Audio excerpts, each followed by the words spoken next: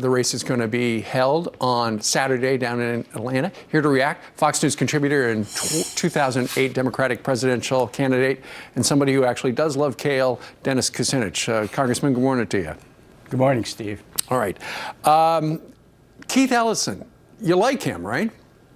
Keith's a friend of mine. I've known him for years.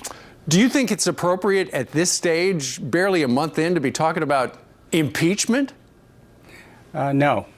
And, you know, as someone who has actually participated in a debate over one impeachment when President Clinton was in and voted against it, and also offered impeachment resolutions for another president relating to Iraq, it's a very high standard, and it's a destabilizing process.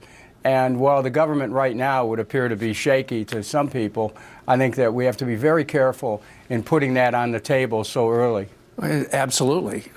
Meanwhile, you know, here in New York City, the cover of the New York Daily News is "The Hell We Will." It talks about how the top cop here is not going to follow President Trump's immigration guidelines that he's issued in the last couple of days. And there's a new poll out from Harvard that shows that 80% of Americans don't want sanctuary cities. Cities that turn illegals, arrest illegals, should turn them over. 80% support that.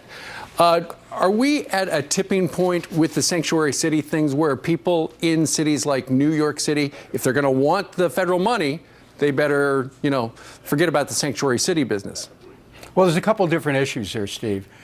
First of all, Congress does have the authority to, if it chooses, to put restrictions on federal tax dollars and who can receive them.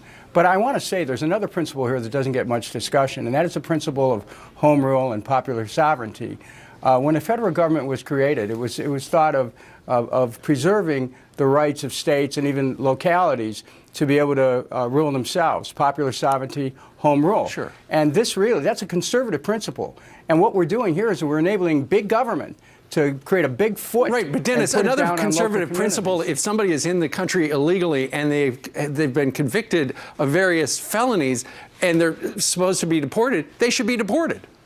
Well, you know, if someone has committed a violent crime, has been convicted of a felony, I think that you know, there are federal laws that provide for enforcement. Sure. However, right. this is another area here, Steve, which is trying to put local law enforcement, under the control of the federal government. Let's see what happens. All right. Thank you, sir. Dr. Oz is next.